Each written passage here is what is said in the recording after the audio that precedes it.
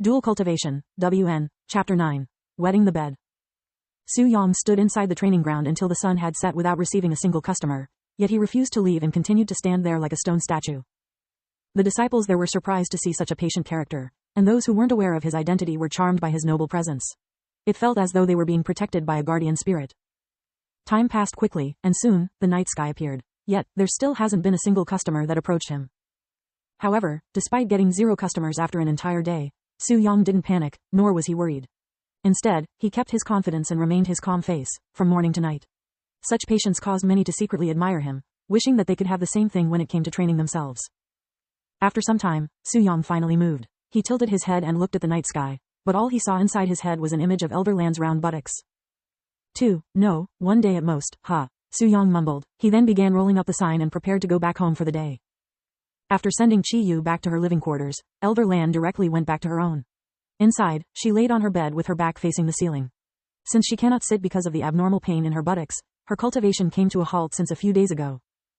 This really sucks, she sighed underneath her pillow. The pain had started last week without any notice and has been increasing at a fast rate since then. Unable to sit without crying, she could only stand or lay on the bed. At this rate, I wouldn't be able to walk without bearing any pain. I need to get this treated as soon as possible. Suddenly, the image of Su Yang and his handsome face appeared in her head, and that made her feel irritated. Why did that rude brat come into mind? She wanted to ignore him, but the fact that Chi Yu's leg had been treated by him wouldn't change no matter what. How did he do it? I wasn't even able to see the problem with my 10 years of experience, yet he healed her in a single night, and seemingly flawlessly, too. That little brat Chi Yu. Why won't she tell me anything? Am I not trustworthy in her eyes? The more she thought about the situation between Su Yang and Chi Yu, the angrier she got. Suddenly, in the midst of her thoughts, an excruciating sharp pain that caused her to cry out loud attacked her buttocks. The pain was akin to having a sharp sword stab her in the rear over and over again, nearly causing her to lose consciousness. In her 40 years of life, she has never experienced anything near as painful as currently. Furthermore, the pain did not cease and only continued to grow stronger. And within minutes, she lost consciousness, her body soaked in sweat. When she woke up, it was already morning, and her robes were still wet. The bed sheets were also soaking wet, but it wasn't her sweating that had soaked them but something else entirely different. The thought of her wetting the bed as a 40-year-old grown woman caused her head to explode in redness. Luckily, she lived alone by herself. If someone had seen her wet the bed at her age, then she would surely lose all faith in her desire to live. It was at this point after she had wet the bed that she realized the help she needed. If this continued, then who knows what might happen tomorrow, let alone a week from now. Just thinking about it caused her to tremble violently. But where do I get help? Who can help me? Elder Lan pondered, but to no avail. She could be considered one of the best doctors within the sect, yet she couldn't even heal herself.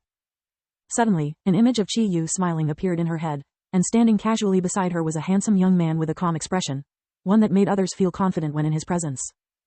Su Yang. Elder Lan quickly cleaned herself before rushing towards the training ground. When she arrived, however, neither Su Yang or his poorly made sign was anywhere to be seen. She then went to Chi Yu's living quarters. Chi Yu, wake up. Elder Lan directly opened the door to Chi Yu's living quarters with a spare key that had been given to her by Chi Yu for emergencies. Sister Lan. Chi Yu rubbed her eyes tiredly, puzzled as to why Elder Lan would be there. Su Yang, where does he live? I need to see him right this moment.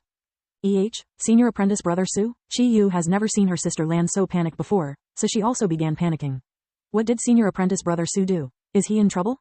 No, I need to see whether or not he can treat my injury. Elder Lan forcefully squeezed the reason she needed to see him out of her mouth through her embarrassment. Chi Yu looked at her dumbfoundedly for a moment, and her eyes suddenly began sparkling. Sister Lan requires senior apprentice brother Su's treatment, right? I'll bring you to his living quarters right away. Chi Yu said in a happy-sounding voice as she jumped off the bed. Elder Lan nodded, yet there was still a shred of doubt in her heart. Could a mere outer court disciple like Su Yang really treat her injury? She was still hesitant, but the urgency in her heart overwhelmed her uncertainty.